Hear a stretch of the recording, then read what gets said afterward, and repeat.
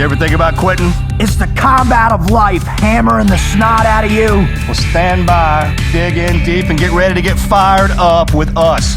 Welcome to the Team Never Quit podcast, the #1 podcast that inspires you to fight on.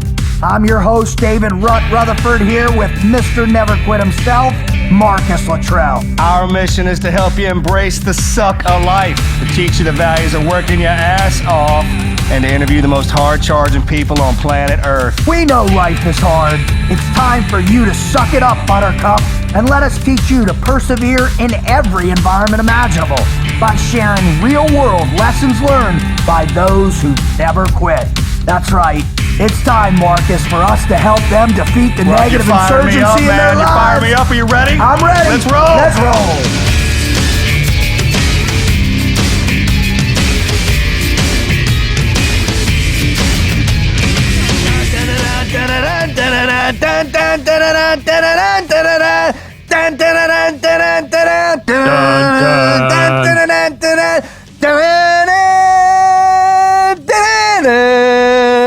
I have that somewhere. Huh? I should have that on my iPad. Actually. Yeah, why do you not? I started going, I figured that thing would be... I'm sorry, man. Bro, this is the fighting episode, man. Come on. Wizard, where were you on that one? I helped you out. You did. I heard you in the background. I threw a couple notes, which were on pitch. It was in the lower register, but that's you were okay. You were focused there. on your part. Thank you. I appreciate I that. dedication. Because, dude, this show, man, we're going to get into some stuff when it comes to that combat situation. Well, not like bullets flying combat, but like face-to-face, squaring off, getting jumped, ambushed, sucker punching, beer bottle throwing, drunk in the back of the bar room, craziness. Because this guy is that good at that, at teaching that stuff. I think you can use the word combat for that. Yeah. Oh, here it is. Put it up. Let's hear it. Oh. I'm going to go for a run. I'll be right back. Rise up. Doesn't really matter what you're doing. The tone goes with it. We're washing damn dishes, dude. You can wash the eye of the tiger. You can do anything to eye of the tiger. Oh, it's so good. Now, I got a question for you. Have you ever been in a fight where you actually started singing Eye of the Tiger in your head? No. No, but I've been hit so... No, but I wish I'd thought of that. I could have made that happen. I've been hit so hard, I've had, tire fire flown from my ass kind of deal. The tone doesn't even, when you get hit so hard, the whole tone of Rocky just goes muttered. Yeah, it's like,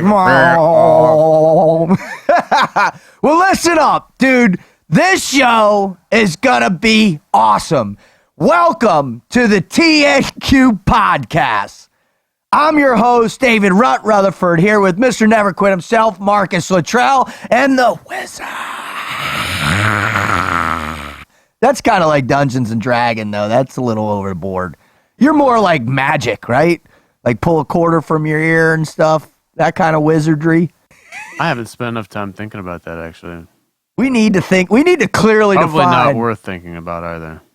Oh, don't be such a dud, man. Embrace your call sign. Fuddly dud. I want to see a gigantic wizard tattoo on your back. Don't be a cotton-headed ninny-monger. Oh. Elf was on downstairs. Dude, Elf has been on literally around the clock, bro. Literally. The Christmas movie lineup. Oh, I got it. I know. I've been here for a week, dude. I know.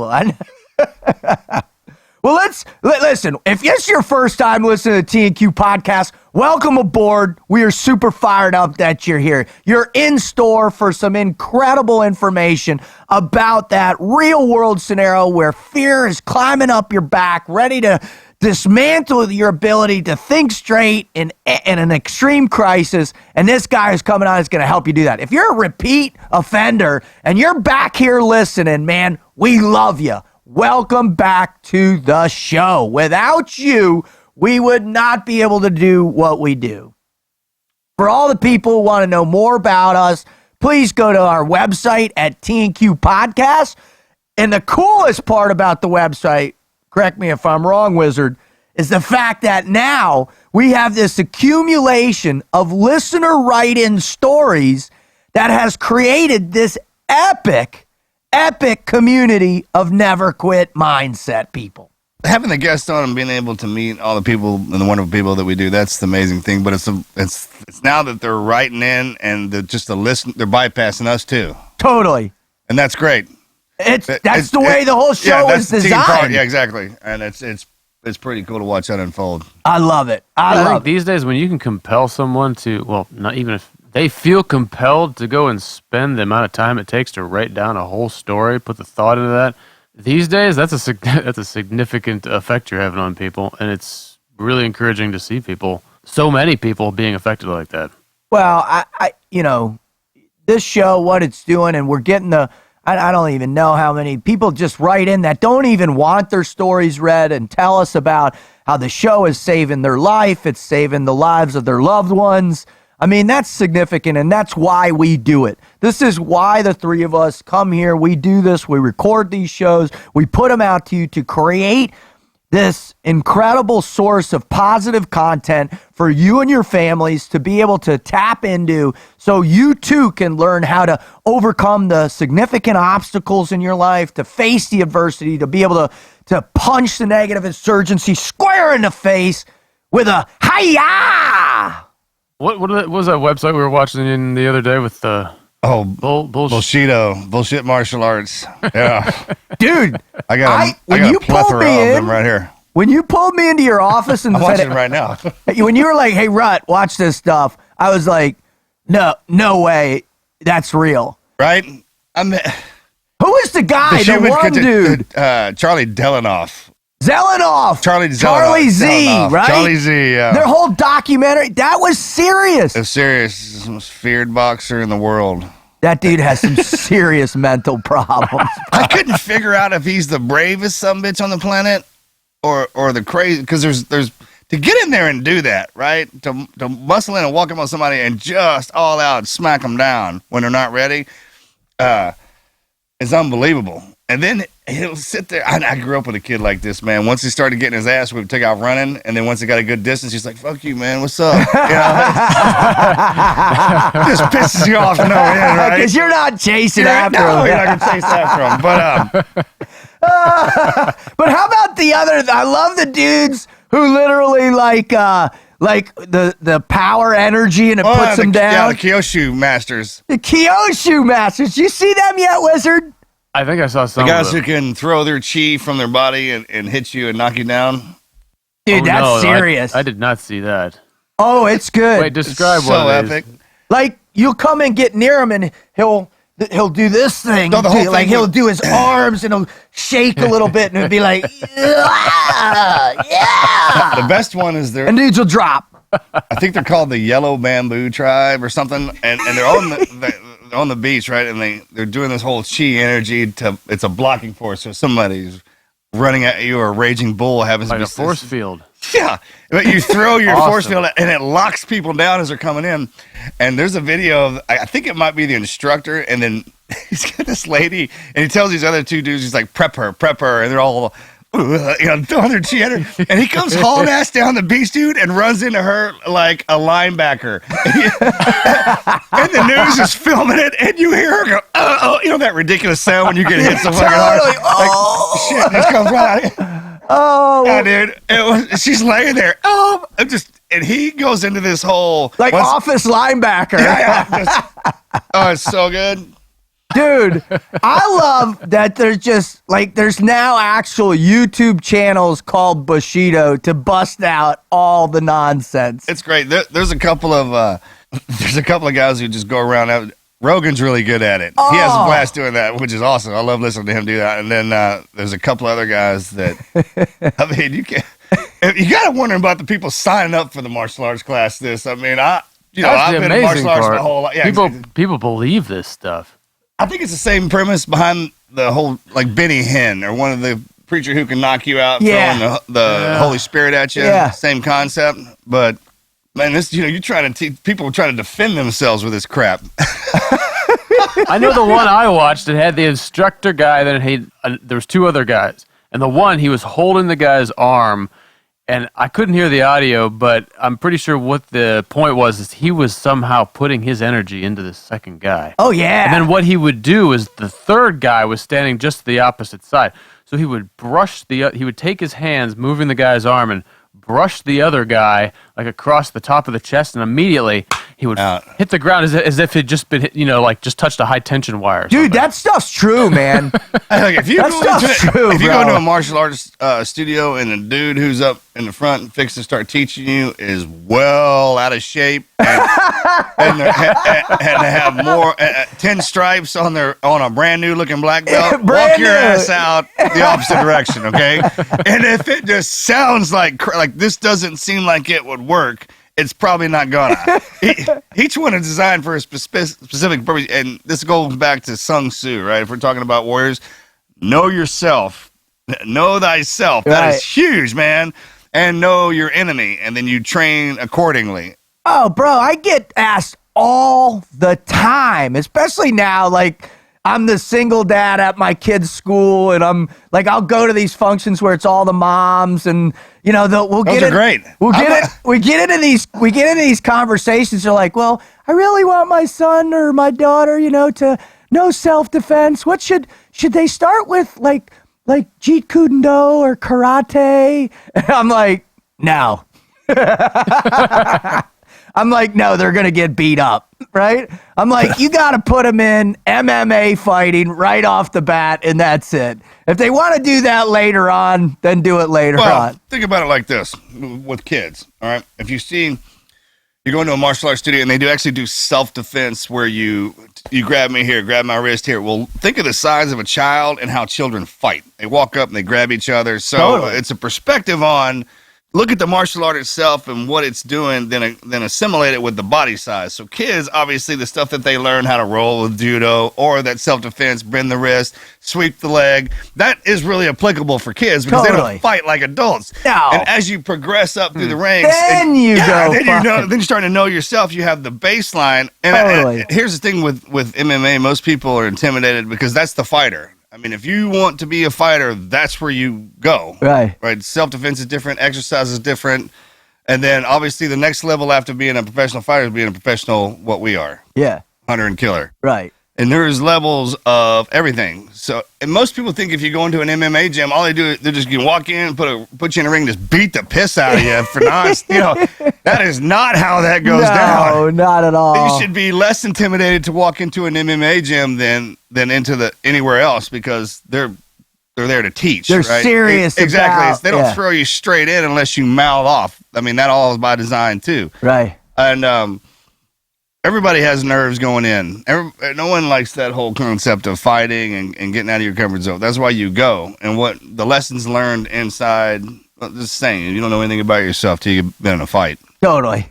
And that gives you an opportunity to see that, even if you never even step into the octagon. I'm telling you, it's worth it just to do that to yourself. Just to learn. To step in there. To learn. Just, if you've never been into a martial arts studio or a karate dojo or an MMA gym, walk in. Do yourself a favor, just walk in and stay in for a week. Yeah. Just see what happens. Yeah. And then go do something else. Take them up on the free week of whatever, right? Just to see what you won't even believe what it does to you. Oh, I love it. I love it. Well, listen, with all the nonsense out there, there's also some really positive, incredible instructors. I mean, some people who really, truly understand fighting. And moreover, in the traditional martial arts, because people... MMA, the traditional part, it doesn't work. But okay, here's what you go in thinking about this. It's been around for a couple hundred years. It's a system of self-defense and exercise and fighting and an overall conditioning of the mind and body. Now, if you learning this and those double flying crescent kicks or whatever it is, because you want to go out and apply that into a fight, you need to learn a lot more before you actually have to set that kick up, right? Unless the guy's just totally oblivious about to what's going down. Like, But what that does is it gives, if you have kids who don't have enough guidance on the outside and they need the discipline on the inside, a way to act, talk, walk, kind of that whole concept. And the traditional parts of that are the most beautiful aspects of it. And a lot of the guys most of us started out in the traditional karate, then moved into MMA, and now we make fun of the traditional side of it. And that's kind of a warrior thing, too. That was the old way, blah, blah, blah. You know what I'm talking about? But we all started like that, and it's easy to do that. But don't forget, man, that a long time ago when they developed those arts, they were having to fight all the time. And it's watered down to accommodate for the people coming in, right. Men, women, and children across the board. That's the beautiful aspect of it, the comprehensive development of the mind, the body, and the soul. And I think that's the beautiful aspect of all great fight training. And what's interesting is the guy we're bringing on, I mean, he's been at this for how long has Tony been at this? Well, he initially developed his spear system. This goes obviously back. It took time for him to get to that point, but that was, I believe, 1982. Wow. So we're looking at 35 years to this point. I mean, I remember showing up at the team and they were training spears, right? I mean, I remember being third phase. Sure. And our century takedown stuff was all based on a spear system, man. So this guy's been at it a long time. Give us a little bit more about Tony before we get him on here. Well, he just recently became an American citizen. He was a Canadian for a long time. That's notable, but largely irrelevant to talking about his background. You just want me to go. That's cool, I just want to say congratulations. Yeah, that's cool, eh? Sorry, Tony. Don't beat me up. He had a history of, he's involved in wrestling and some Taekwondo, and then I think he was just sort of a fanatic about all this and a lot of time just testing and evaluation and development of the system. Eventually, in 1982, he develops what's called a spear system. It is a close-quarter protection system utilizing a person's reflex action in threatening situations as a basis for defense. Another description that pull off the website here, which seems to... We hack the self-defense process by integrating a DNA-level survival response with modern principles of physiology, physics, and psychology. He has since taught this to... Of course, like we said, 35 years. It has been taught to law enforcement and military units from, the gamut. Tier 1 all the way down to the ground pounders on the sand. And one of the more interesting and very applicable, we talk a lot about fear. There's a whole section in this, the fear management, they say is one of the pillars of this system. So again, I'm just going to read how they describe this. Fear is simulated with role-playing attacks at high speed to cause the body's natural startle flinch. This training, known within the system as No Fear, helps students understand the psychological effects of fear, such as the adrenaline dump, sweating, auditory exclusion, and tunnel vision. And really, he seems to be one of the first, I don't know the term for this, but it is the situational full speed realistic live it's real world realistic full speed training, which I understand he was one of the first ones to start utilizing this. You see it in a lot of other systems now. It's moved out of even just the combatives realm for training, at least military, which I really appreciate as being ultra useful. Right. Ultra useful and applicable and efficient in teaching it. I love it. I think the guy's brilliant. I love his videos. I love watching his stuff. I love following him on Instagram. The guy's awesome. Let's bring this badass on the show. Let's get into it. Let's understand what fear is all about. What do you say, gents? Let's do it. Dun, dun, dun, dun, dun, dun, dun, dun, dun, dun, dun.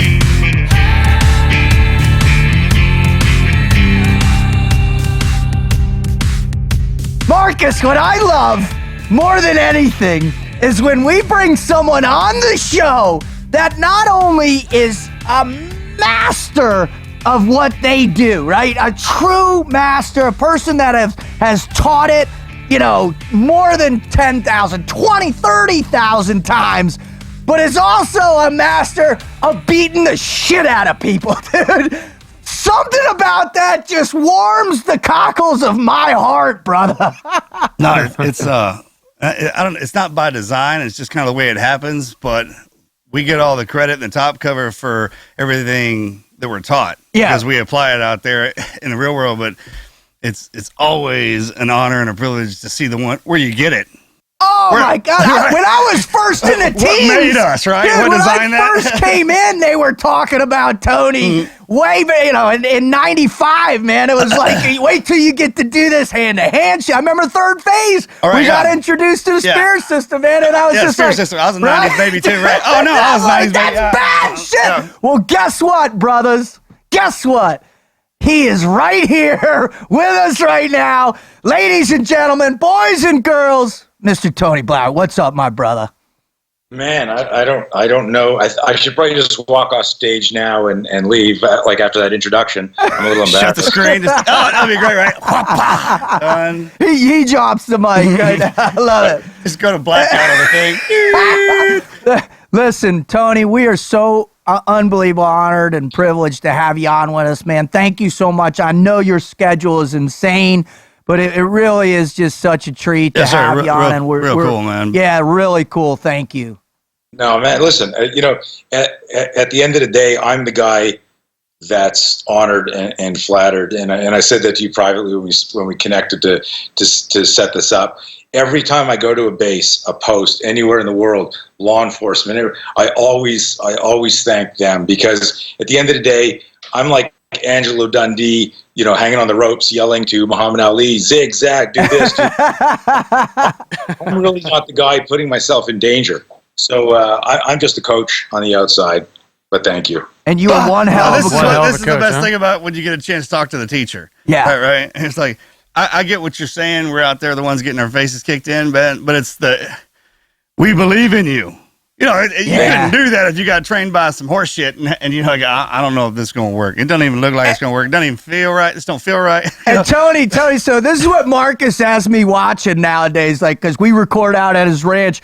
So I'll come into his office, and all of a sudden he's got, what is it called on YouTube? A bullshito. Bullshito? There's some crazy shit out there. Can you believe that? It's new to me. I just found it. That's why I, as a longtime student of the martial science, man, it is unbelievable what's out there and what people. I just reposted something Joe Rogan posted with like some guy's multiple assailant attack where the guy was armed with a willow tree branch. Oh, that was awesome!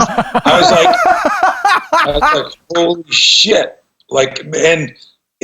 Anyways, you see some of these. I'm probably. All of us get our ass kicked by and the only evidence of DNA on us is fucking leaves and branches. We get attacked by we're making fun, and they're ninjas come and attack us. It's ridiculous. It's ridiculous. No. The only person on the planet that make a willow tree into a weapon is your grandmother. And she'll whip your ass. Wait, not the truth. You know what I'm talking about? Other than that, that's an inheritance trait. With time, not just right. All right. Let's jump into it. But before we get to the meat and potatoes, Tony, brother, we talked a little bit about it. I know you've listened to one or two so far, so we got to get warmed up. We have to initiate that prefrontal cortex. We got to get that limbic system firing. We got to get into it. We got to just stretch out, develop a little rapport, and really put your brain to the test with the mad minute, baby. Are you ready? I'm a little scared, but that's why I wore the shirt, so let's go. And for the record, all of you who can't see what his things, I'll just come out and say it, because it's probably one of my favorite t-shirts that I'm now going to have to buy from him. And it says, fuck fear. That's what it says, right, so there. Deal with it. Right on. All right, Marcus, fire away. All right, brother. Excuse me, favorite superhero? Is Deadpool a superhero? Yes. Heck absolutely. Yeah, Deadpool's a superhero. Ryan, real awesome job pulling that to life. Great. Yeah, he is. I didn't know anything about him. I do now. Yeah. We had. I just. Go ahead. I asked. I was thinking about that, and I was like, I like that guy because he's fucking down to earth, gets fucked up, but then heals and comes back.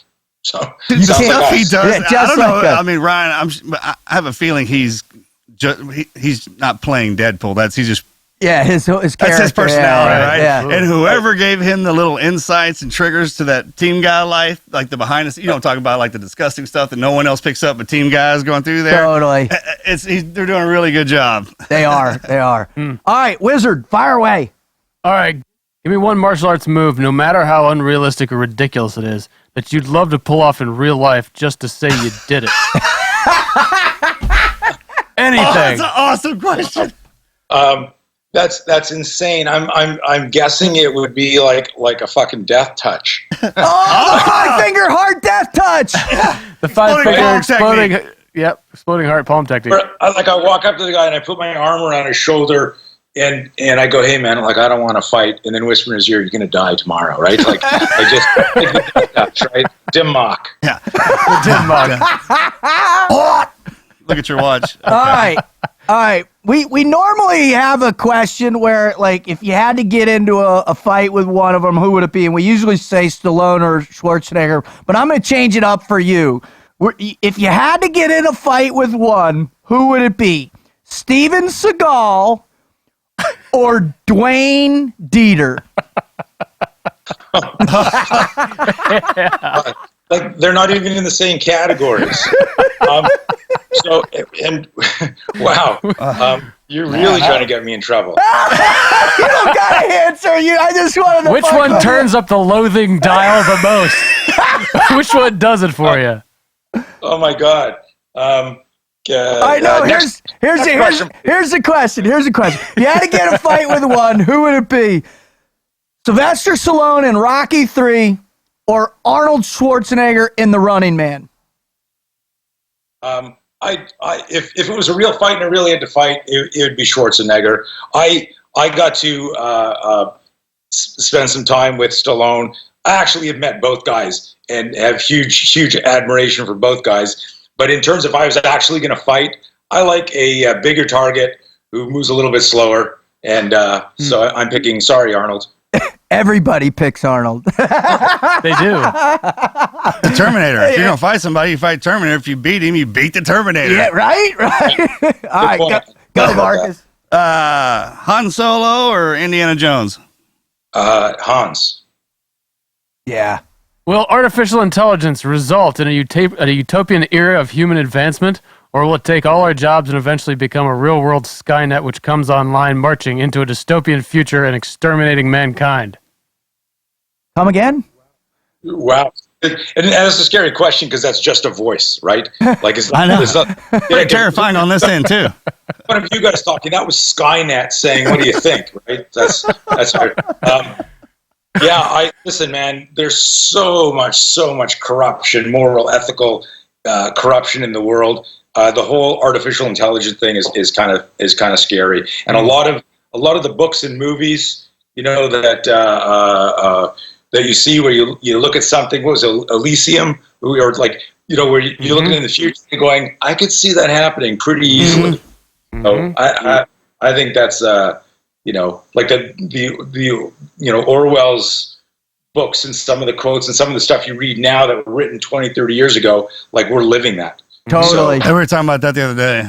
Yeah. All right. Based on that utopian whatever question that the Wizard just shot you, if you could give any president in history a dose of truth serum and ask him a question, who would it be and what question would you ask? Wow. How much time do I have to come up with that? Man, Yeah, right. That's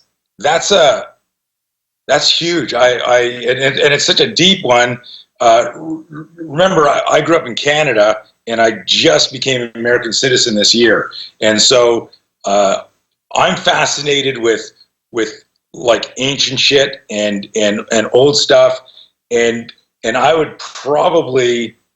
It would probably be, you know, like someone like Lincoln or you know, like back then, and just where the struggle was so emotional and how to unite people and everything, and just ask him like, dude, how do you do this? How are you? When I look at guys who make the decisions they make, and this is all that whole tying it to the whole never quit theme. of like, how do you take something that's so overwhelming? Like, what was his staff like? He didn't have email. He didn't have, iCloud files and shit like that. But just to maybe ask him, like, what are you thinking? And how do you keep going? Because it was chaos back then. Awesome question. Awesome answer, dude. Absolutely. You're on point, man. The guys who made those big decisions that turned it into what it is now, I mean, they had no idea, right? All they knew was we needed to bring the people together first. Yeah. And start from there. But do you actually think like there's a guy in DC or any country that actually makes that decision? Right? You know what I mean? Is like, whether it's the commercialization, the ego, the power, like back then when there really, where there really wasn't like all of that infrastructure and the government was really a few people trying to do the right thing. Like that's cool. That'd be a cool, if you're going to be a fly on the wall at a meeting. That'd be badass. Yeah, completely different environment to writing make a up the decision. Declaration, right, of Independence, man. Just to be in there listening to an argument.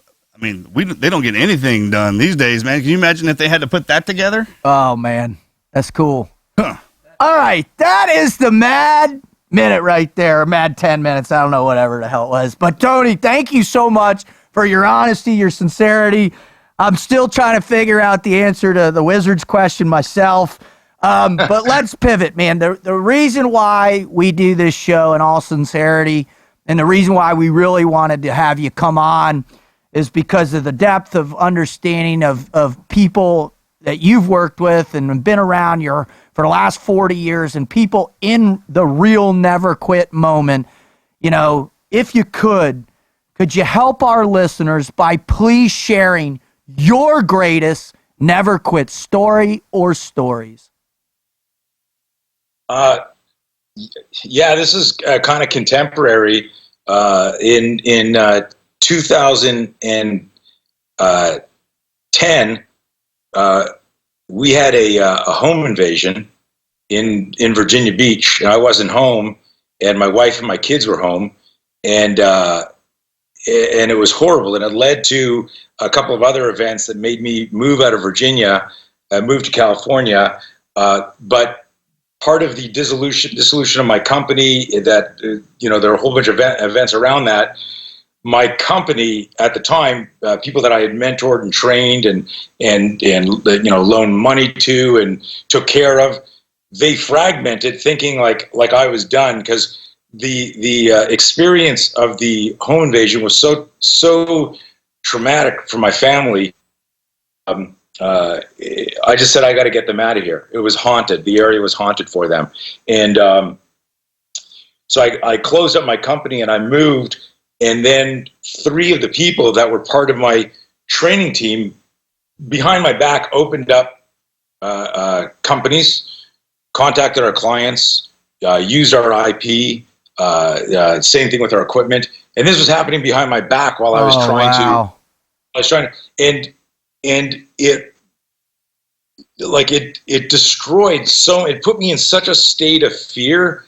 And then what I did is I realized that a lot of the pre-assault indicators, as you guys would I like kind of whiteboarded the things that I had been seeing, and I went, oh my God, I didn't apply what I teach people in combatives and personal defense to myself in business. That I saw, we break things down into what we call the 3 Ds: detect, diffuse, defend. Detect and avoid, defuse, de-escalate, push comes to shove, be your own bodyguard. And it's broken down so that, your mind can almost see, just like the Terminator screen, this is happening, if then go to. And there was a period there where, I was just devastated. The betrayal, the not having a business, not having the income, I lost everything. I went from being really successful, running a multi-million-dollar company, to 0 from a Friday to a Monday. Oh my God. And wow. It, I just sat there, and it was, you go through all the emotions to, okay, this is where I die. Okay, this is where I give up. Okay, I'll just get a job with somebody else. I'll call a friend. Screw that. And then at one point, you just remember your vision. You just remember why you're here, and you remember the difference between a warrior and a worrier is a letter, right? A couple of letters, and what I lived for and what I built, I knew was in me. And so literally I said to myself, don't be a pussy, get up and go. And I've used that same line. yeah. And it's what it is, so that was probably, the hardest thing, because a lot of that was public, like my reputation, my image, because now I was worried because they had been contacting clients and emailing people. I didn't know, like, if someone tells a lie about you and then you get called on it, the fact that you're compelled to defend it because it's public is always bad, right? You just try to. It was an awful, dirty time. It took me about 5-6 kind of rebuild my company and rebuild myself emotionally and psychologically and get out of it. We're busier than we ever have been and have a solid team. The serendipity of all of that were those guys that did this were also people that I knew they were a problem, and I'm the romantic coach. I always try to fix everybody. Right. So there was a silver lining to it. It was just a brutal, kick in the nuts, uppercut, headbutt, and maybe a couple of stabs in the back. But it was super, super hard because it challenged me as a dad.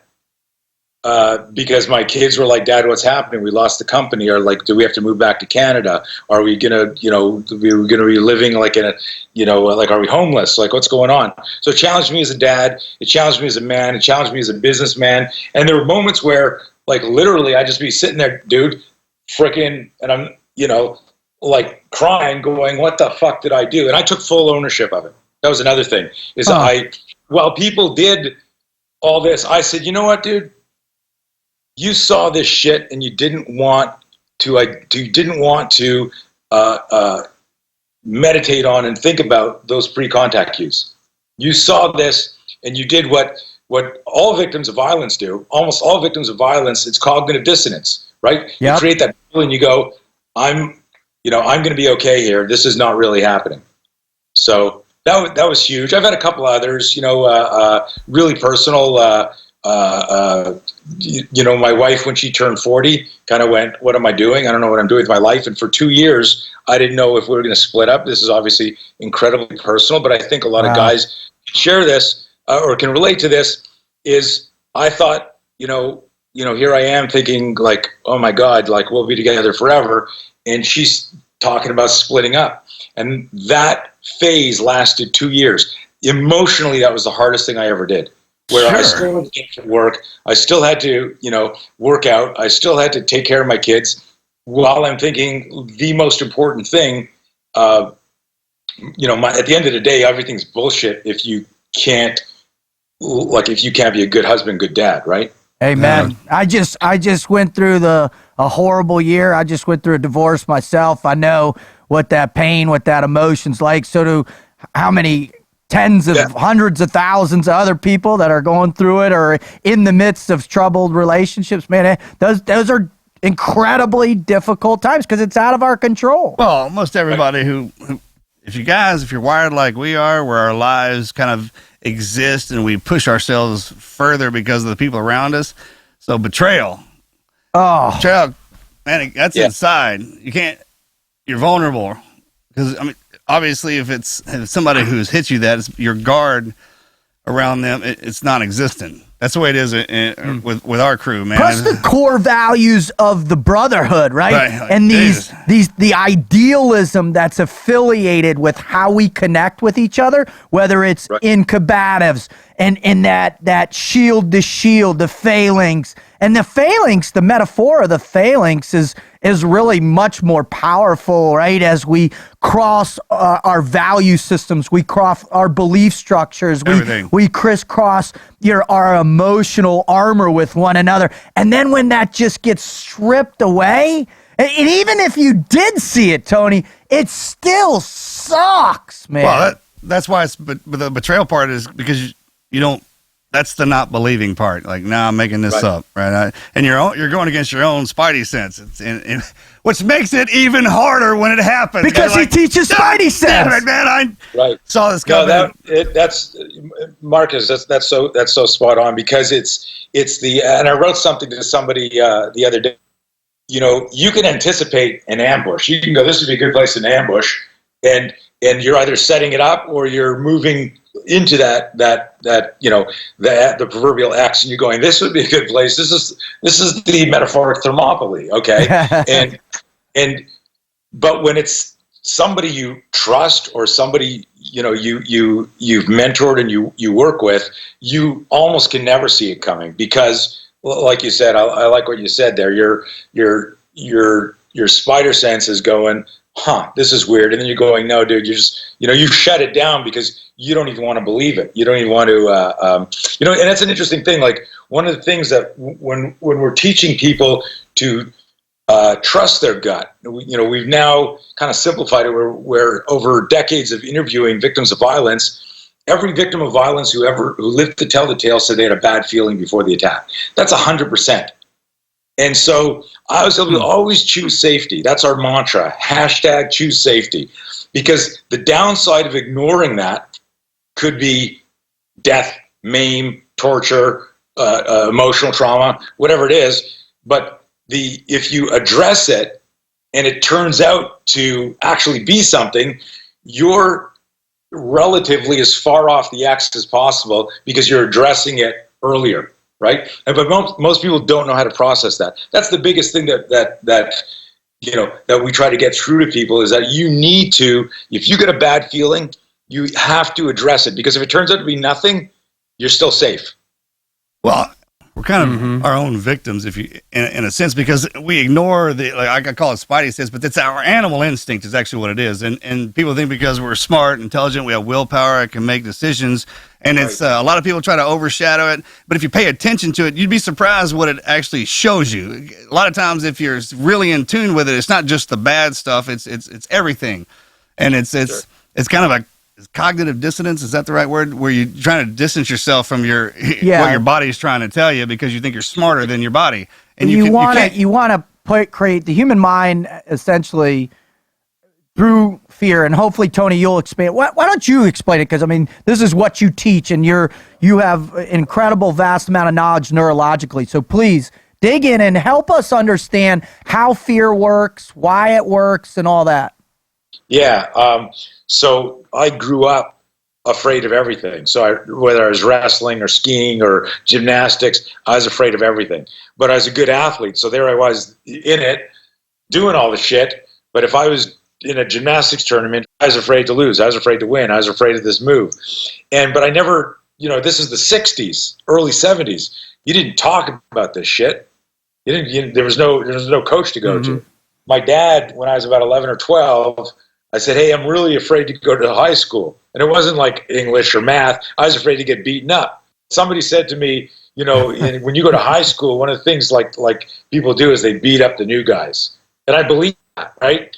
I started doing martial arts, and I got really into it, because what it was it was a lifeblood to confidence. I really believed. But then I got into a couple of confrontations where all my martial arts went out the window.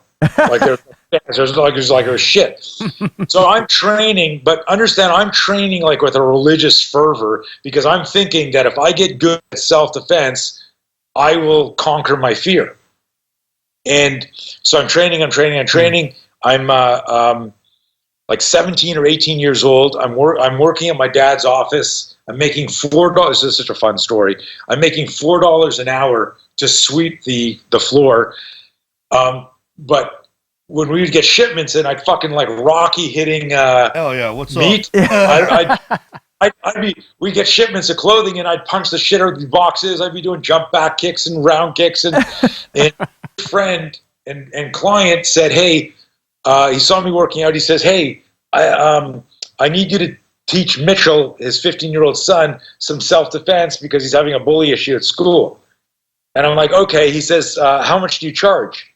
I said, I don't charge. I mean, first of all, you're a friend of the family's. I'll teach him. So he says, no, I'm going to pay you. I want you to take this super seriously. I'm making $4 an hour for my dad. He says, I'll pay you $20. I do the math quick. I go, shit, that must be 5 lessons because I'm getting paid $4 an hour. Right. He goes on to say, so I want you to be there on time. Take this seriously, Tony. It's my son. I'll pay you $20 every lesson for 60 minutes. And then I realized, holy shit, he's paying me $20 an hour. And it's like, I'm 18 years old, it's 1978. I go there and I start teaching him.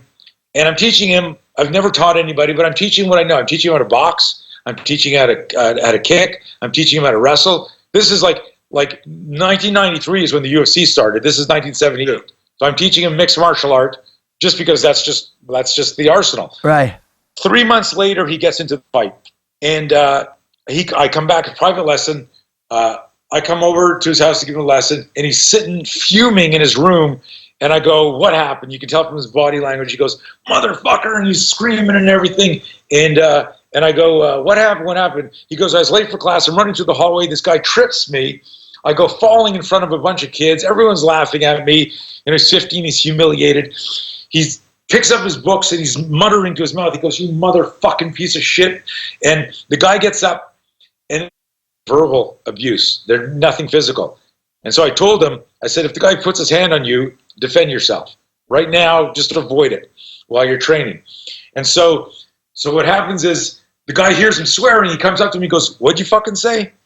And Mitchell's standing there. He goes, I don't even know who you fucking are. You've been bugging me since school started. Leave me the fuck alone.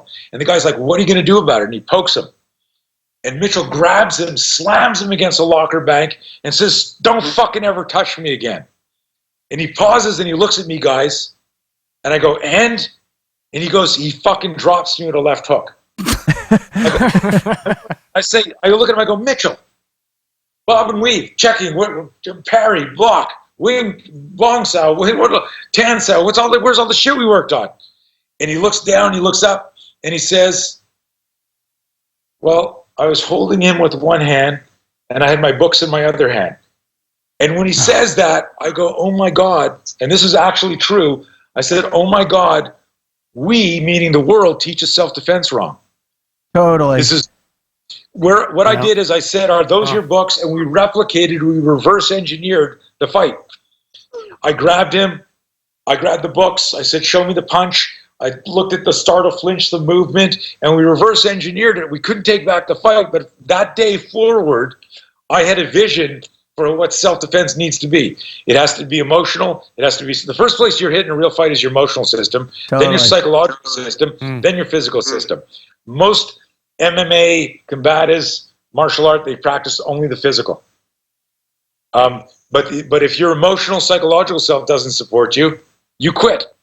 Right? You don't support. Anyways, I call it the 3 I's when we're doing our gigs. I say the 3 I's. We've got instincts, we've got intuition, we've got intelligence. Is if we take a little bit of each one of them, we're probably going to be okay. The problem is when our instinct fires a message to us, and then cognitive dissonance shuts it down. So what you're doing is you're violating intuition. You're not going to do anything intelligent, right? And so I tell people, like, if you look at any scenario, because we've all had, whether it's a marriage, relationship, business deal, street fight, firefight, when you let the dust settle and you think back, if you can mentally kind of deconstruct and reconstruct what happens, you'll always find that, hey, at this point, before it actually happened, I had a bad feeling about this guy or about this event or about that.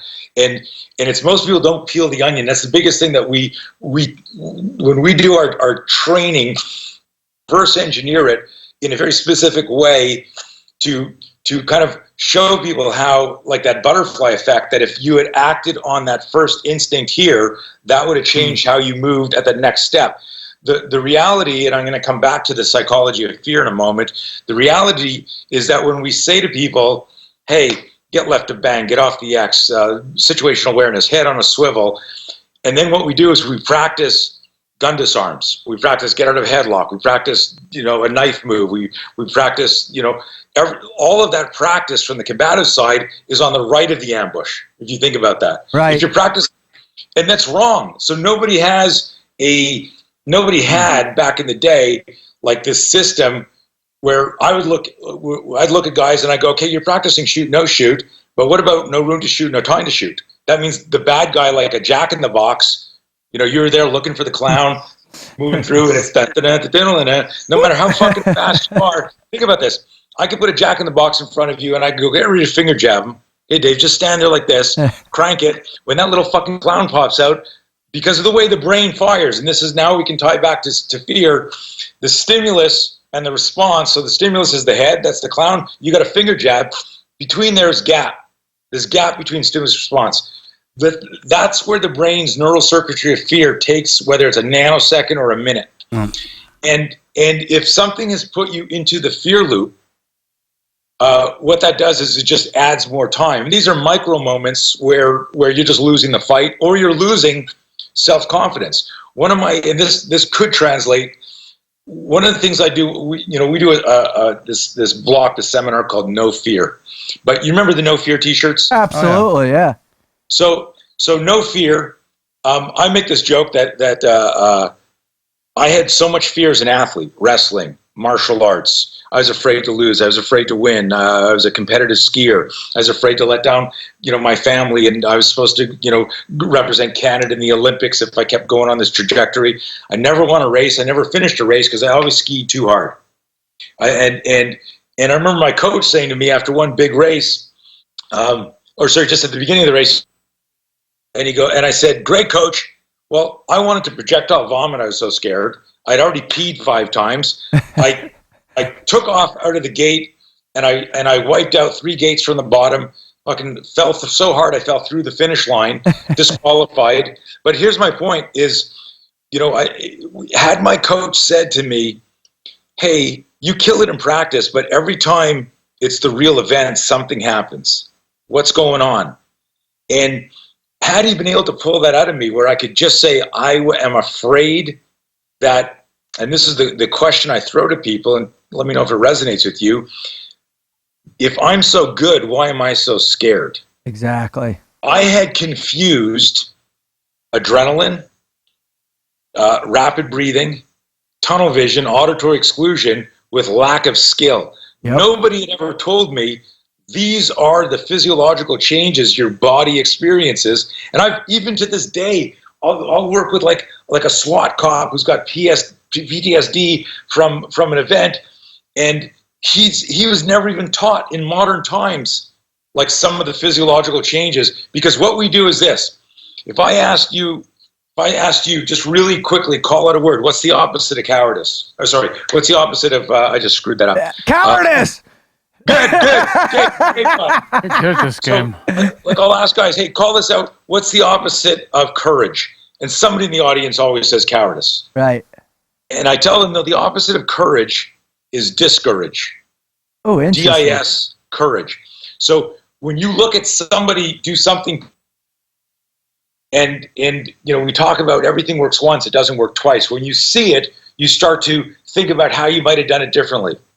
So when you see like some amazing heroic feat, or you see some amazing athletic, performance, or somebody in business does something, and you start to wonder, I wonder if I could have done that. I wonder if I would have reacted that way. I wonder if I would have had the will, the tenacity to keep going through that. What you're doing is you're triggering, and this is all part of what I call the neural circuitry of fear. You're triggering a movie in your mind. And the movie in your mind is the fear loop. The movie in your mind is, fuck, I should zag. Should I zag? Did you guys ever see Get Carter? Yeah, absolutely. Do you remember the fight scene? Yeah. He's in the elevator, and the guy goes, hey, man, sorry to hear about the girl. He's the big dog. He gets the dog. He gets the girl, and he flashes his gun, and Stallone visualizes him pulling out his .357 and shooting him. And then he goes, hey, you remember Peter, don't you? And then Stallone visualizes the other guy. So we show that and we go, what are we learning here about the neural circuitry of fear? That while you're visualizing what the bad guy can do to you, you're not figuring out what you need to do to the bad guy. Exactly.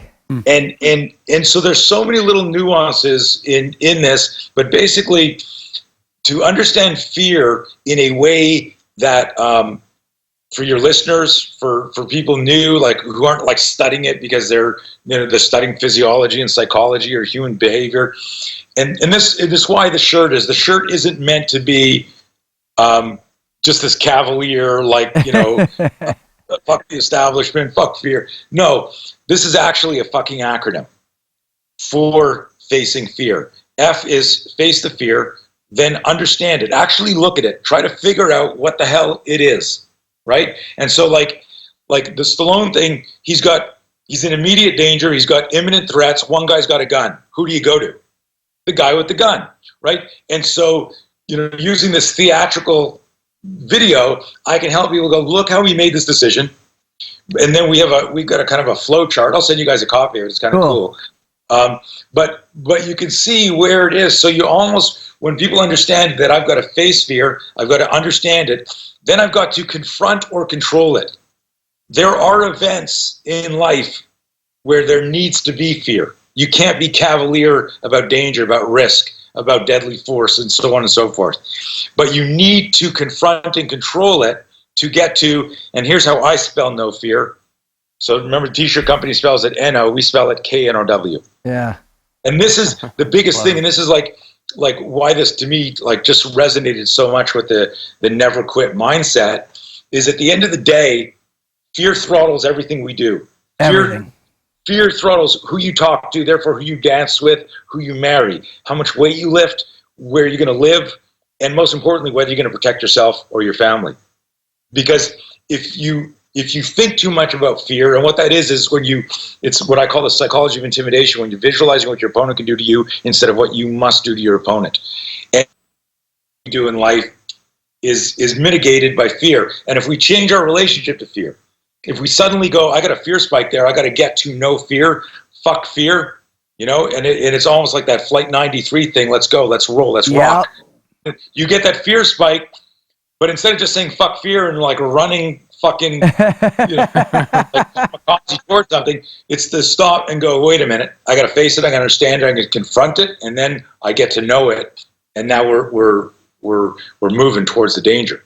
I love it. No, I'm glad we got him on here. Right? From what you taught us, I tried to explain it too, and it really is an amazing thing what you do to us and how you train us, because fear, everyone has that. You're right, the spidey sense, the sweats or the nervousness or whatever it is. You're wired for it. Yeah, if you that's your body telling you, man, you might want to show some interest, because fear is not being trained in a certain situation, and as you look to it and you train in it more and more, you get comfortable with it, and that fear turns to it, but you still get the butterflies in the same situation. Well, what that is actually anxiousness. It's your body telling you that you're ready, and a lot of people can confuse those two, the fear and the anxiousness. Now, being afraid, we know you'll be a blobber and mess, but once you learn how to control your fear, it's the activation of your adrenaline.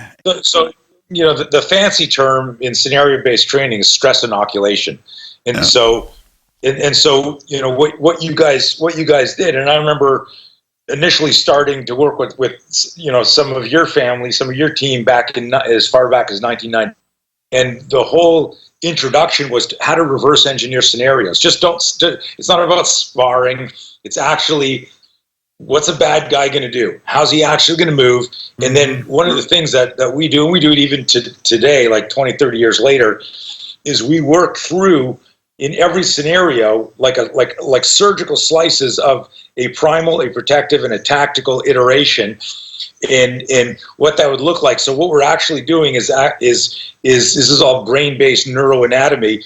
You're creating these mental blueprints in your brain, and it creates this metacognitive awareness, and that's what you're talking about, Marcus. You go in there, and again, I get to throw in some big words here and sound smarter than I am, but this psychological concept called tachypsyche, when things go into super slow motion, and it's because your brain is actually processing what it needs just to feed exactly the information. What am I going to do here?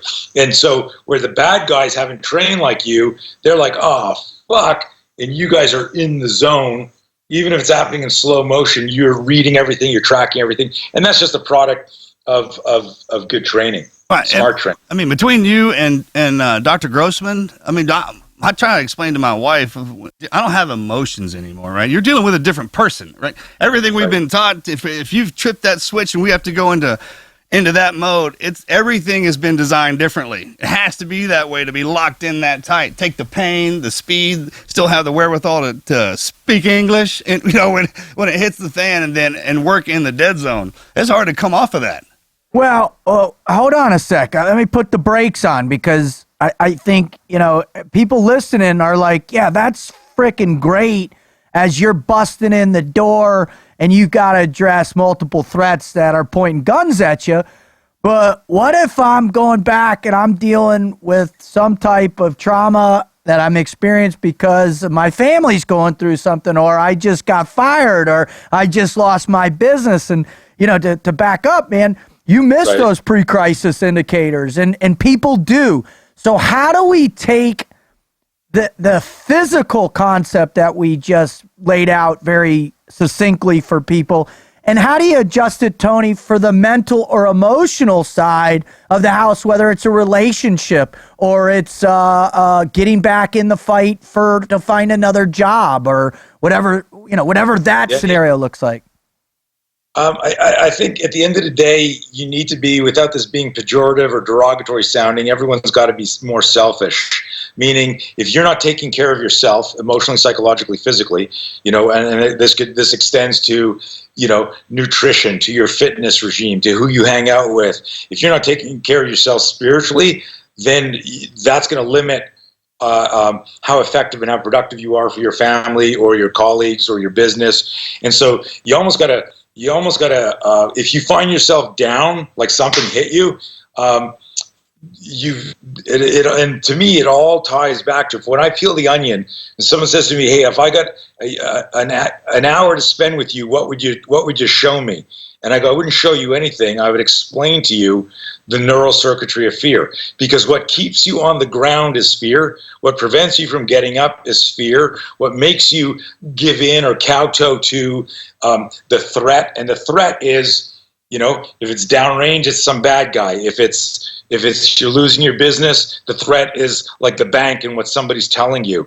If it's something in your relationship, it's your fear of, you're never going to find somebody who loves you. You're never going to get married again. You're never going to, and all of these things, you need to be able to clear them. So the most important thing that I can tell people is really simply is just memorize this frickin' acronym, fuck fear, and don't be cavalier about it. But it's like, what are you afraid of? Really look at that and understand that, because at the end of the day, when you say, I want to know fear, I want to get to know fear, and it's not like, hey, hit me with lightning bolts. It's really, I want that I self-actualize, you guys tracking, that I become the next version of myself through adversity, right? You guys think about anything, if I turn this around, I was interviewing you guys, and I said, tell me your worst story. Every one of us has like a dozen worst stories. But if we go, how did that, instead of the story instead of the question being, what's your worst story?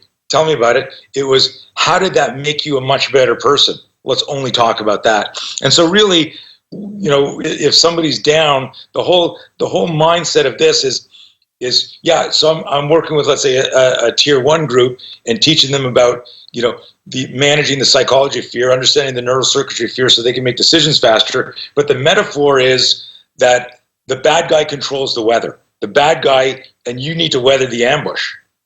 All fights are dangerous. The most dangerous fight is the ambush. And the ambush is that metaphor in life where you get in that accident. And now how are you going to respond to it? Not react to it, but respond to it. And you can't respond with emotional intelligence and psychological intelligence if you can't look at how fear is now consciously or unconsciously navigating your choices. Totally. All right. I got a question for you. So after 40 years of teaching this stuff and really honing in, getting it down to where it's a true science, and being able to disseminate it. What are some of the absolutes that you can identify within whether they're cognitive patterning, whether they're behavioral patterning, their emotional patterning, that are some of those pre-crisis indicators that, all right, I'm in the space where I need to make that decision to suck it up, to be harder, to get more in tune with my fear? What are some of those things that people who are going through it or are moving towards it, that they can identify and say, this is happening to me right now, I need to apply what Tony was saying? So a couple of simple things that I find are like can generically apply to relationships, business, combat, and that is situational awareness is going to be skewed or tainted or colored by an unconscious bias, meaning your lack of self-awareness changes your actual practical situational awareness. If you think, like, for example, let's say you have an unconscious bias for a martial arts system, right? And so I'm using a fight example here. So if you think Taekwondo is everything, you're always looking to kick somebody in the head. If you think Jiu-Jitsu is everything, you're always thinking of taking somebody to the ground. You're not really reading the scenario. It's going through a filter that has been colored by your bias. So I tell people, like, you know, and every time there's like a mass murder, an attack, an ambush, some terrorist attack, people talk about better situational awareness. And I go, well, everybody on the scene of that crime at that situational awareness, but nobody attacked the bad guy. And when the cops surrounded that building for 2 hours, let's say the Orlando event, where there's 10 guys in the in the bathroom, and you hear people, like they were there for like a couple of hours trying to negotiate with the guy. Everyone had situational awareness, including the cops outside. So the answer isn't situational awareness. If we ask, has anybody in law enforcement military ever been ambushed in some attack? The answer is of course. So the answer is not situational awareness as a panacea. I'll just throw that out. Right. Situational awareness, if you have no situational awareness, you have no chance. So how do we connect the two? The answer is self-awareness and fear management. Self-awareness, so think about this. Every victim of violence, and again, this is like going on 37 plus years that I've been interviewing victims of violence. Every single one of them said, I had a bad feeling. Let me throw in this quick story. I'm doing a seminar, and this, Mr. Blauer, I'm digging what you're saying, but I just want to say that one time I got punched in the back of the head, sucker punched at this bar. I did not know the guy. I never saw it coming, so I had no bad feeling. I'm not trying to be the contrarian. I just want to say that happened to me once, but I agree with what you're saying. And I said, some days you're the bug and some days you're the windshield. This isn't a perfect science, but I find that really, really interesting that someone would punch you in a bar in the back of the head. You didn't know this guy. And he goes, nope. I go, you'd never seen him before. And he goes, well, no, you'd seen him or you hadn't seen him. Turns out that the week before, he had bumped into the guy. They both had beers. They mouthed off at each other in the bar like two douchebags. And then he went back to the bar. The guy held a grudge, got drunk, and punched him in the back of the head. Right? And when he explains, I said, hey, listen, you had a fucking week to prepare for the punch. Had an altercation, and then you same bar and had zero self-awareness, zero situational awareness, would be back to the bar. I tell that story just because it's cute and funny, because a lot of people, they don't want to realize that everyone I've talked to, like when you're getting sick, right? You go, man, I'm off today. When it's going to rain or the weather's changed. Or like Mark said earlier, you were talking about instincts and intuition. We're energetically wired. Something's wrong here. You turn up. Maybe it was like just some premonition of something, but you check it out and you're clear. So the first thing I want to share with your audience, you guys, is that situational awareness is everything, but it's not the situational awareness, it's the self-awareness, because that becomes the glasses that make things clear. That if I go, you know what, fuck this, I pay taxes, I'm driving through this area, I don't care that people say this is a dangerous area, I pay my, and you get carjacked and murdered, right? That was your unconscious bias, lack of self-awareness that allowed you to go into a dangerous situation. Mm-hmm. When you have good self-awareness, you're more in tune with the intuition and instincts, and so now you can better communicate with yourself, going, man, I don't like that guy. Here's why. I remember like this one of the guys that screwed me in business. I tell my wife what happened. She goes, I fucking always hated that guy. I go, she goes, always. I go, well, it would have been nice if you told me that 7 fucking years ago. Right. And her answer was, of course, correct. She said, you wouldn't have listened anyhow because you're a romantic fool. But the point here, guys, is it goes, I need situational awareness. I need self-awareness. I need to understand how to communicate internally, like self-coach. Okay, I'm afraid of this. I got a bad feeling about this. Am I going to have the courage to say to this employee, I think you're stealing from me, to say to my wife, hey, we got to talk about this? Or am I going to discourage myself? Remember I said, what's the opposite of courage? Discourage. There's very few people that are cowards. Very few people. What happens is you wait long enough and the fear loop starts playing this movie where you're the loser in the movie instead of the star. And you need to know how to rewire that and re-talk about that. And that, we call that the 3 Ds. I mentioned it earlier in the show: detect, diffuse, defend. Detect and avoid, defuse and de-escalate, and then defend yourself. But when I share that with people, I go, everyone get that? Everyone thinks that's forward facing out here. Oh, I need to detect. I need to defuse. Hey, sir, we got a problem here. But it really starts internal. I need to detect my negative thinking, my self-doubt. I need to diffuse myself. Dude, why are you, I remember reading a book. I was into golf for about a year, many years ago, and I read this one book by some coach, and he said he was watching this golfer who every time he screwed up would go, you suck, man. I can't believe it. What would you fucking, and he was so down on himself every time he did something. And he asked the guy, he said, would you talk to your kid like that? And he goes, of course not. He goes, why do you talk to yourself that way? Yeah. It really stuck with me about how, and it's tricky because especially like with team guys and tier 1 guys and cops, like part of the enjoyment of being around that is how hard everyone is on each other. Right. But that's okay if it's creating like a mental energy to do better. Right. But if that's what you're talking about yourself for real, like when you're lying in bed at night, I fucking suck. That's no good. Oh. Right? And so that's, again, self-awareness to know, what's the connotation there. No, definitely don't be down on yourself. Don't worry, other people are going to do that. And when you were talking about your biases, the worst thing you can do is let, run on somebody else's biases. Let them give you the idea what you're about to deal with. Oh, you heard this about, this guy told me about that everybody who takes this type of karate is a wimp, and go over there and try one of them and get your butt handed to you, right? I mean, it's kind of, you're right. Your own situational awareness is kind of what drives that. And I have the same problem you do too, man. They call it the big heart, or I hate to think that the more experience we get, like we can outthink our spidey sense, right? It's like, oh, I've been doing this. I know it's nothing. I can handle it. And every time you get bit in the butt, no matter how much experience you have, it gets better. It gets better, Marcus. I mean, I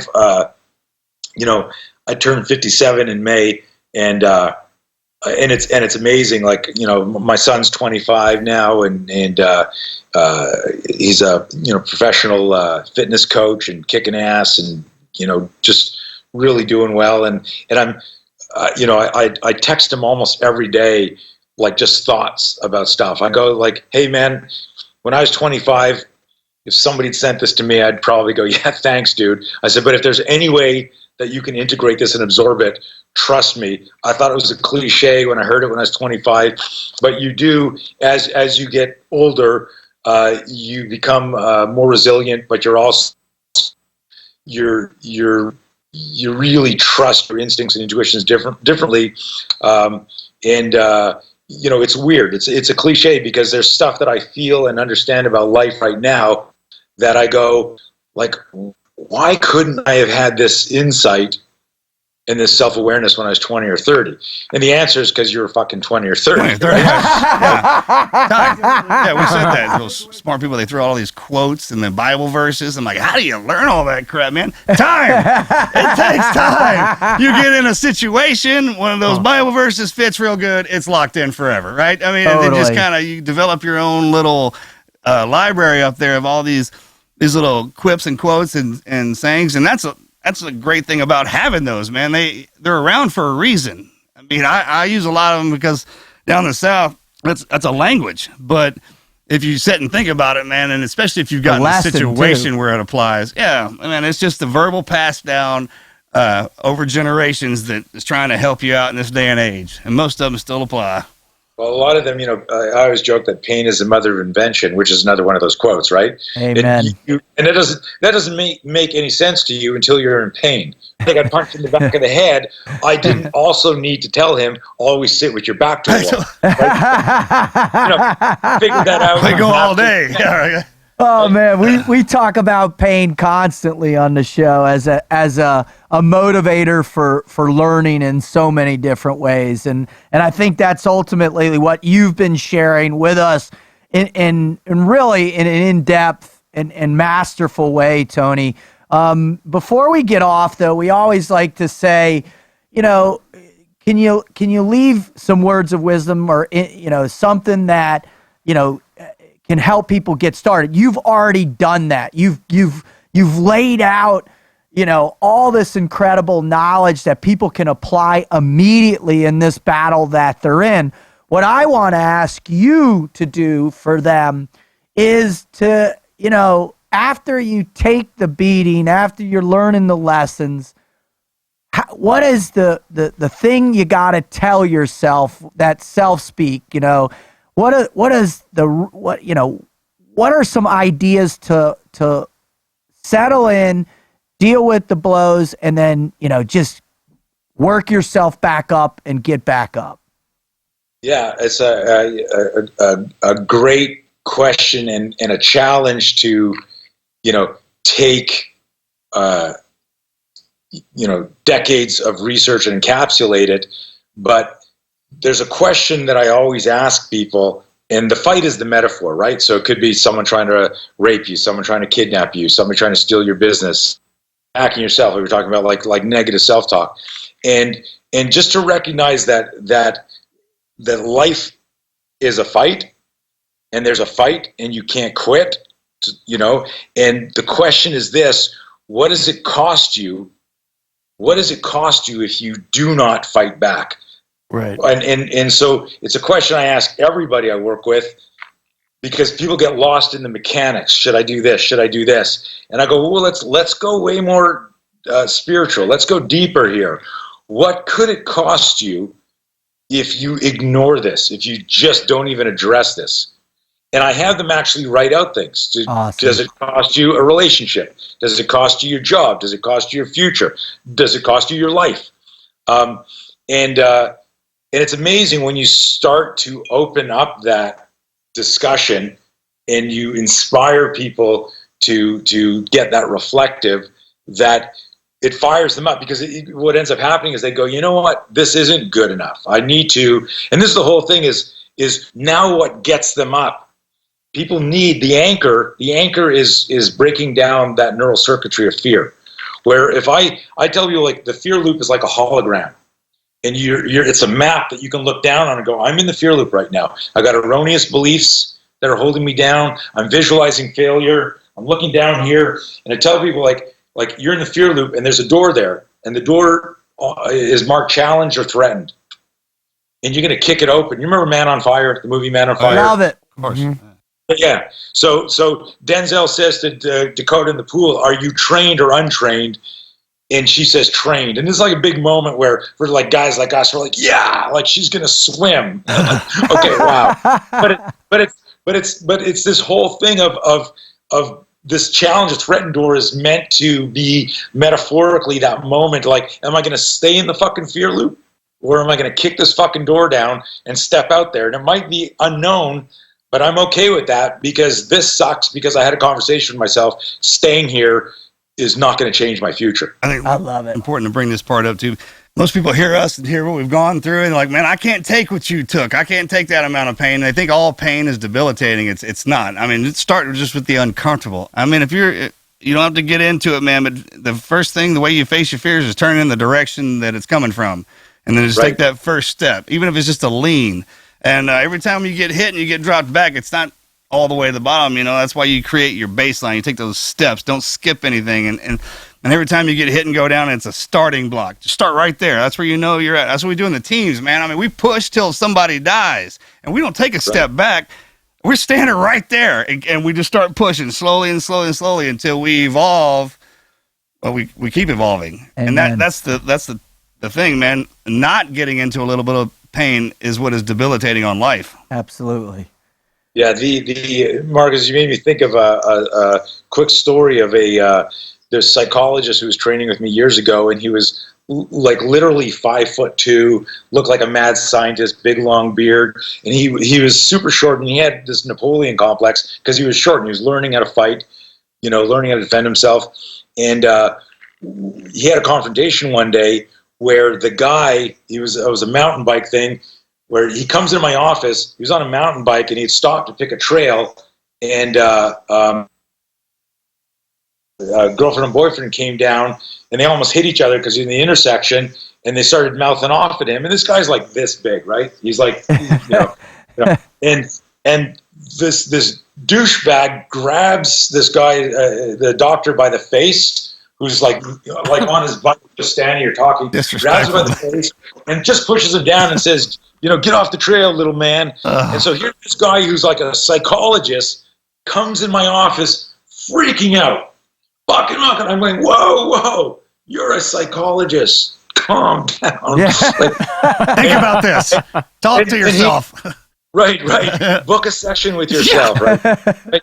But here's the thing is, he's going, I'm tired of being small in stature. I'm tired of being pushed around because of my size. And he does that, and I just let him, I just let him cool down. And he's like looking at me, and I look at him, I go, his name was Waldo, and I said, Waldo, is there any chance that tonight when you go to bed and you make a wish to be bigger, is there any chance that you're going to wake up in the morning, look in the mirror and go, holy shit, that you're huge like Schwarzenegger, that you're big like, like some big fighter? Is there any chance that you're going to be any bigger than you are tomorrow? He's a full-grown man. He says, no. I said, then you need to learn to fight with what you have. And it's another thing, and I tie this back to, you made me think about it, Marcus, is that at the end of the day, people say, you guys have heard this, right, that size doesn't matter in a fight? Well, size does fucking Absolutely. Yeah. A good big guy will beat the shit out of a good small guy. Right? If we're going to do demolition derby and you got a fucking, sorry Dave, we do like pick a car out of a hat and you pick a Prius and I got a Hummer, it doesn't matter how good a driver you are. No. When my car hits you, right? It's physics, right? And like a bigger caliber bullet is going to do more damage than a smaller one, just in terms of the physics of it. So what I tell people, I go, listen, size matters, but size can't matter because you can't be a different size. And this comes back to reframing what you're saying, Marcus, is like, dude, you got to lean into the fight. But how am I going to inspire somebody to move towards the danger? That comes back to what I've been saying all podcast, fear. That person has to go, okay, it's okay to be afraid, and I'm going to move towards the danger. Oh, I wish I was bigger, but I'm not going to be bigger. And the ways to have that conversation with yourself, so you become your coach. Sure. I love it. Well, here's, what we got to do, Tony, is, I think there's so much information packed in that cranium of yours. Where can people go to find more of you, to pay attention to you, to start getting acclimated to you, and potentially, hopefully, reach out and somehow figure out a seminar to come and train with you? Where can people go for that? Probably the easiest thing is our website, Blauer Spear, my last name and the word spear, the name of our system. If they just Google Tony Blauer online, they'll feel a ton of stuff. I'm working on a huge project right now. We're working on just to try and make it more accessible, because geography and finances prevents so many people from connecting, and a lot of the most potent content we have can be shared like this. So we're creating an online training platform. We're furiously building it as we talk now. Our Beauty and Bodyguard course, an actual no fear course, just all on understanding fear. Because I really believe this, that if we taught kids how to look at fear, and I got a letter from a dad who I've never even met, but I released some audio tapes like 20 years ago, 3 of them. One's called Cerebral Self-Defense, The Mental Edge, and there were 2 companion ones. But he bought those, and 20 years ago, he sent me a letter last year thanking me for how his kids turned out.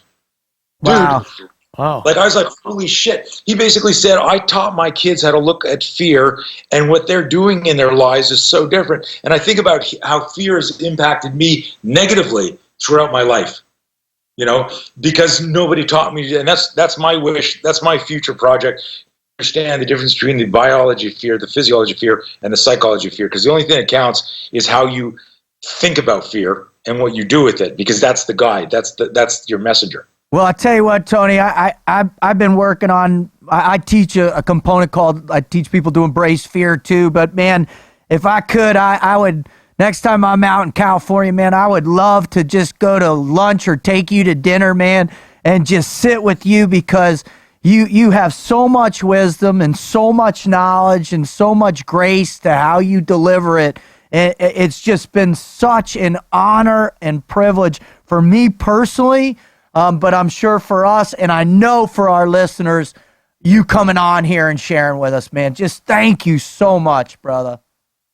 Thank you, man. I'm like, like I said at the beginning of the show, I'm in awe of what you guys do and all the warriors that keep the fight as far away from us as possible. And I'm just honored and flattered to just in any way connect and just bump shoulders with you guys, get to know you guys better. So. Well, awesome. I can't wait for that It's been time. fun, man. Well, Absolutely. listen, brother. God bless you. God bless you, family, and fuck fear, brother. That's it, guys. Take care. Thank you. care. Later. Take care.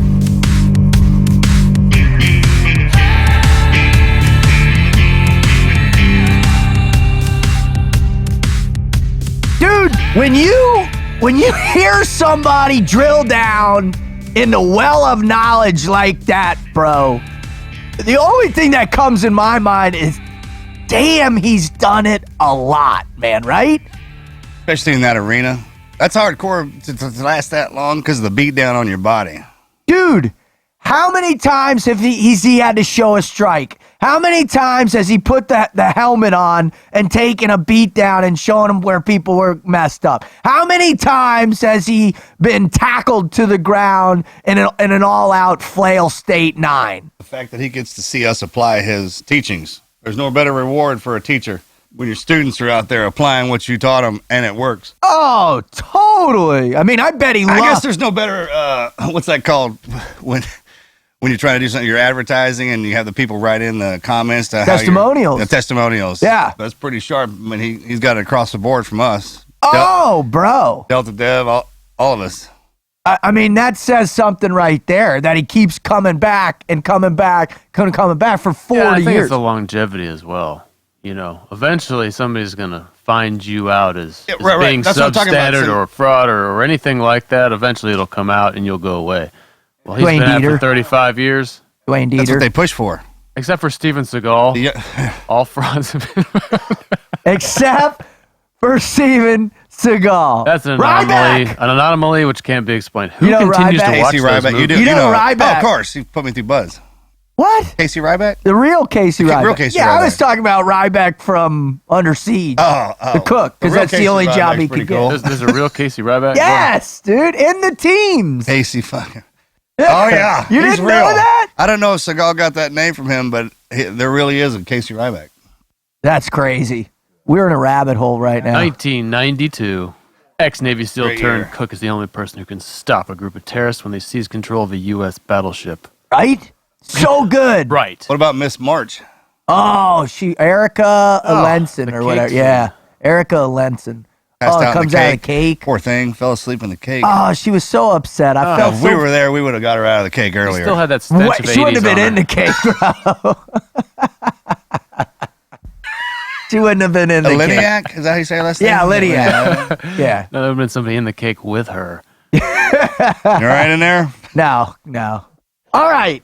So what if you're listening, hey, A rabbit hole. thank you so much for this has been such an amazing episode for you because when you hear Tony talk about the acronym fuck fear, there's something that you really got to understand in that, how critical the role fear plays in your life. And whether it's in a fight, whether you got ambushed in a bar, whether it's in your mind because you just lost your business, or it's in your soul because you just lost a marriage or you're struggling in on some other way. We're always preparing to deal with fear.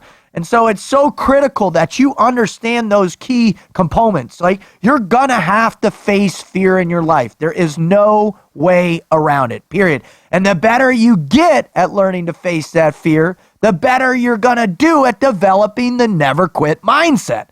Now, the second one, learning to understand your fear, that's a little bit more complicated, I think, for many people, right? Mm-hmm. Because it's not an easy thing. You've been taught your whole life to compartmentalize your fear, to move away from it, to take the And that's road. always, I didn't mean to interrupt you, but No, ultimately please. that's passed down from our parents and from the Oh, we're elders. taught. Exactly. Oh, yeah. That's an inherited, kind of like hate. That's just inherited.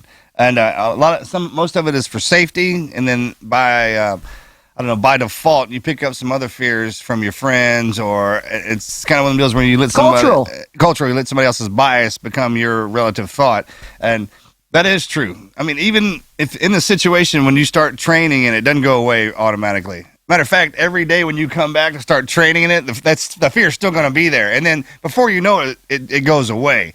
But that's how you know you're doing it right. If you're still coming in every day, the fear level goes down a little bit. And that's the whole component of the C, right? To learn how to confront it and to confront it through training. And if you're at a high level of training where the stress inoculation, which is a phrase that a guy that his name's Charles Morgan from Yale, who's been studying special operations for 30 plus years, he kind of coined that term. And what happens in our program, that's why we're able to utilize fear in such a motivational tool to run into gunfire as opposed to run away from it. Right. Look how, they started us off in the basics of fear.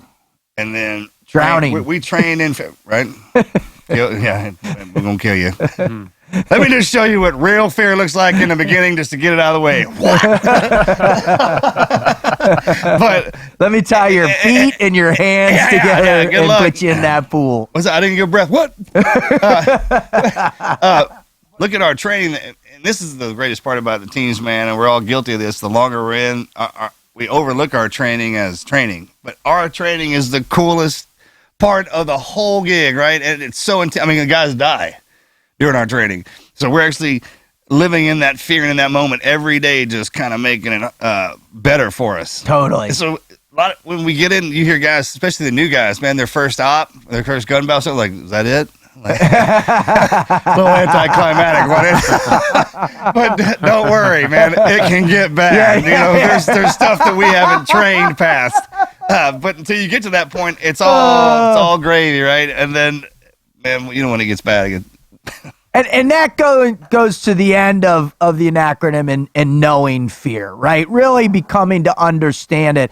But I think the greatest, the real gems of what Tony was sharing with us was the ability to know fear as it's presenting itself in your life, right? The pre-crisis indicators. To know if you're moving into a bad physical scenario, to know if you're moving into a bad mental scenario, right? Recognizing that there are people in your life actively working against you for your successes that are betraying you. Then to know when, as you put it, Marcus, those spidey senses are firing on all cylinders, right? That's huge. So when you can understand and know that fear, to know where it is, to know when it happens, now all of a sudden you're much more prepared for the combat of life, right, Wizard? Absolutely. You kind of said it all there. I mean, you know, to go through and try to encapsulate into a nice little package everything that was said, because we went into depth, that whole discussion, right? So going through and just that an acronym: face, understand, confront, and know. I think that's what, you know, people are going to just want to hold on to that. Think about, retain that in your memory banks, because it's, you know, it's going to be valuable for it. Look into more what Tony's putting out there, you know, let this be a first step into a deeper understanding. I love it.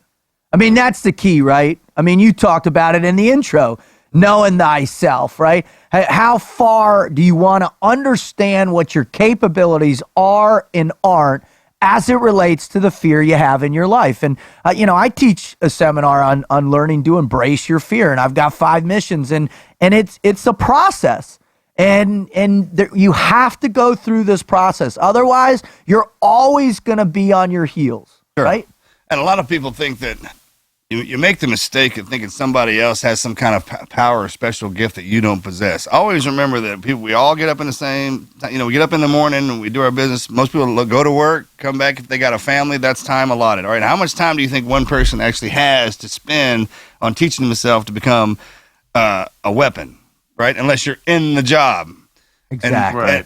Right. And think about that. So about an hour a day, and then not every day. If you're lucky. If you're lucky. So then 3 days a week. All right. So anytime you're out in a situation, somebody comes up to you, or if there's a moment where someone's trying to take advantage of you, and the way everything comes into play, the way they look, the way they talk, the way they hold themselves, the way they react, the way they act, and stuff like that. And always remember when we were talking about with Sun Tzu, like, know yourself and know your enemy, and in 1,000 battles, you'll never know defeat. If you're standing across from a mixed martial artist and you know it, don't talk smack, because they'll beat your ass. You know what I'm talking about? And most fighters, most fighters, put this in a simple way everyone can understand. Yeah, most fighters, when they're getting onto the level, it doesn't matter if you got some punk talking smack, they're not going to come up on you. Yeah, they're just not. That you know that you don't need to do that. And the words, and then that's when you truly understand that words are just words. Right. Like, you just an idiot, man. You don't even exist with that. Because if you really want to do something, you'd be right in front of me.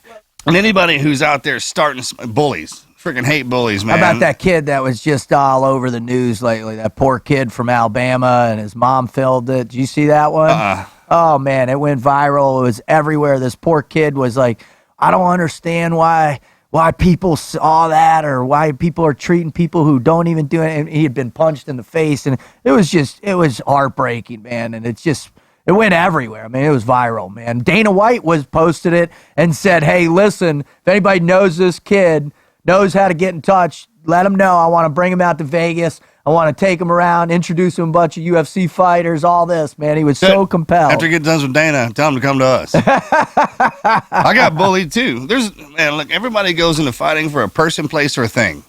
That drives you into combat. One of them deals when you're a boy or a girl and you're coming up. If you see somebody who's engaged into carrying their fist around in the open, it's because of that. Something's happened.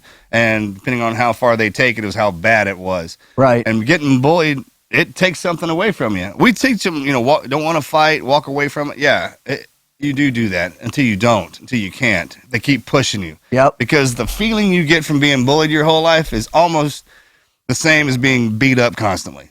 Oh, it's there death is by no 1,000 difference. mental cuts, man. The biggest problem is that mentally you're not allowing yourself to stick up for yourself.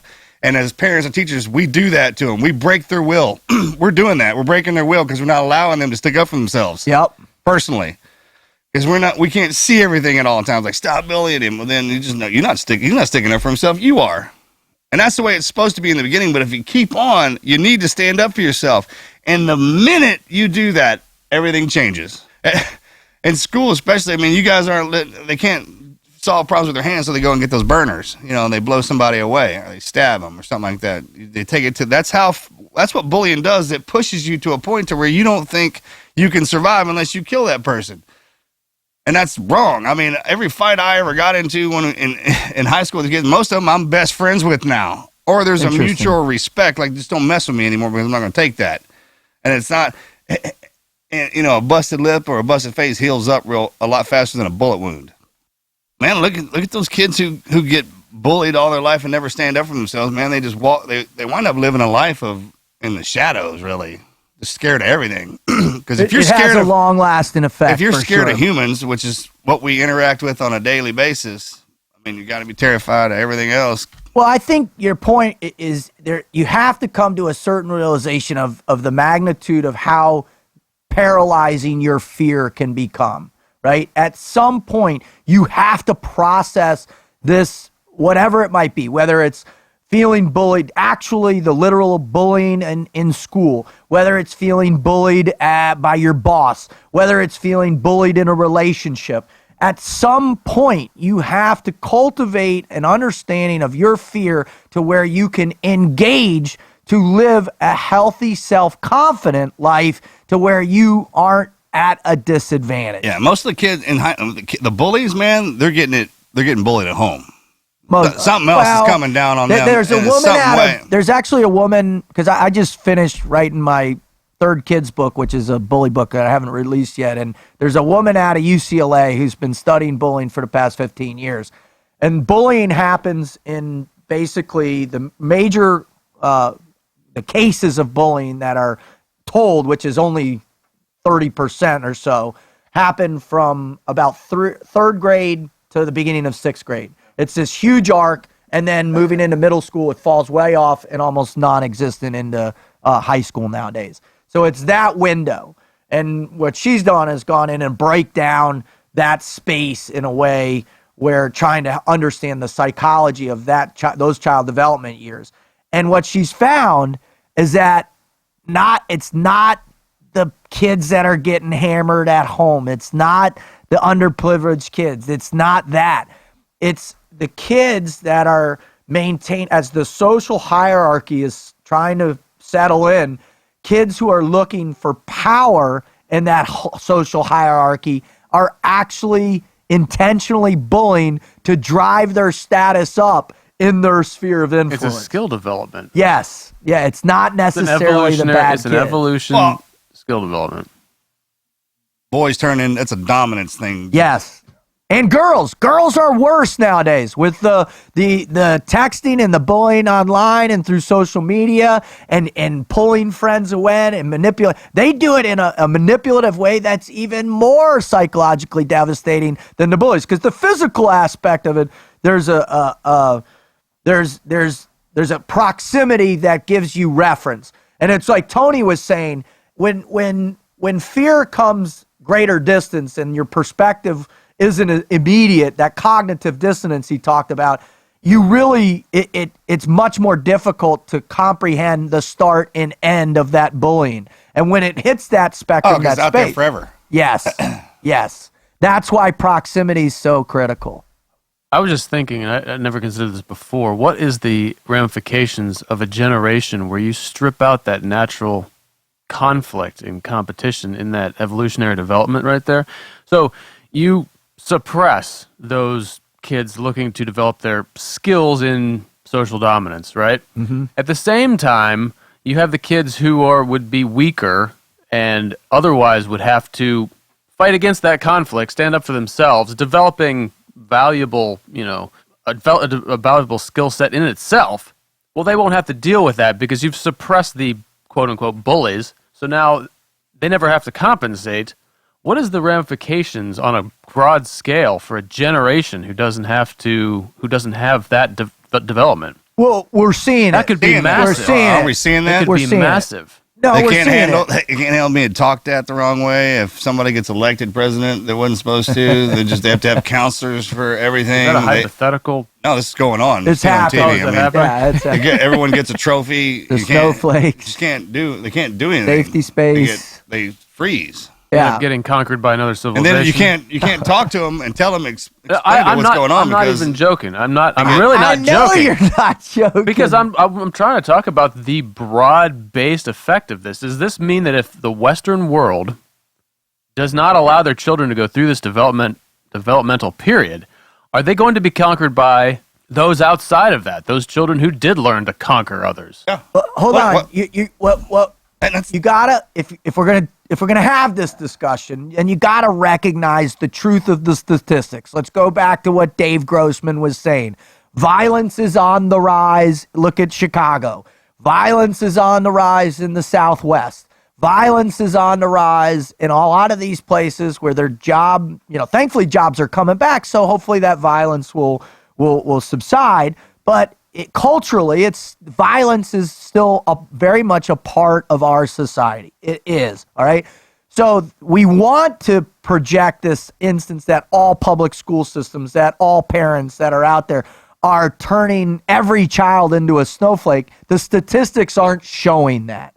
What we're making it a problem because what we're seeing is you have this massive amount of kids that are in their 20s living at home with debt, can't find a job because they can't face, that hardship of having, being constructively criticized in a way they're not used to. So, but be careful because we still have violence. We still have conflict. We still have confrontation. It's very much a part of our society. So I hear what you're saying, but I look back to the history of America and think about the culture of conflict and its role it plays. In the future, 200, 400, 500 years down the road, perhaps. But right now, I'm not worried about it. There's enough conflict going on where if something goes down, people will roger up to support. And look at it like this. Every CEO, every person who's a power or kind of a dominance on the football field, man, they stick up for themselves. They don't get picked on. They learned how to fight, right? And everybody looks to them as like, I want to be like that guy. You're not going to be able to get walked on your entire life and become somebody of importance or of power. That's just not the way it works, all right? True. You're the guy who has to actually learn how to fight, take the hits, push forward, and claw your way to the top. And then when they get there, everybody who doesn't learn how to fight and gets bullied, they're like, oh, I look up to that guy so much. I look like to be just like him, but I don't want to have to go through all that. And that's why you're suffering. So, I mean, it's kind of one of them deals. What do you want to do? You want to sit here and bitch about it your whole life and then hope that you get there, or you want to do it just like this did and to tell yourself that life is going to be hard and I got to learn how to defend myself. I can't let people walk all over me. I got to know that each person sitting across from me is just like me. They don't have any special gifts that I don't have, and they probably had to go through more stuff than I can even comprehend in my mind, and they don't even bitch about it because it's the confidence you have by facing your fears every single day, and they're going to be there every single day. You can't just... It's kind of like these martial artists who think they can throw their chi and knock somebody out 50 yards from the damn. That's all well and good, man. But when the distance gets closer and you're actually going to have to stand in front of that guy, man, you better come up with something else. You better be trained. Better be trained. Well, that's a lot. And I hope you took something positive from it, all the listeners that are out there. If this is your first time, we really appreciate you being a part of the show. If you're a repeat listener, thank you so much. Don't be afraid to go out there and check us out on our website at tnqpodcast.com. If you're super fired up and you're feeling froggy, go ahead and write in a listener story. Because that's really the meat and potatoes of what our accomplishment and what our mission is to help inspire you. Thank you so much. I want to thank God for helping me. I want to thank my kids. I want to thank my family, my friends. I want to thank Tony for coming on here and dropping your incredible knowledge. I want to thank all the listeners we have out there for just coming back for more. And I want to thank the two of you, gents. Thank you so much. This has been awesome. Cowboy Dave's in the house. Just want to say thanks for coming in. Yeah, Tony, that was great, man. It was amazing to get a face-to-face with you and see that. And this was an in-depth conversation about fear, basically go on forever. Thanks to everybody who keeps coming back and listening to us and giving us the opportunity to do this, man. It's an amazing thing. We're out. Out.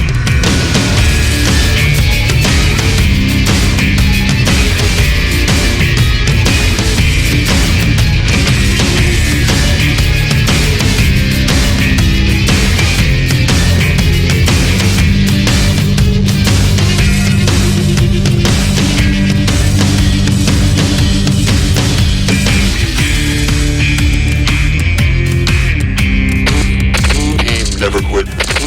Never quit. Never quit radio.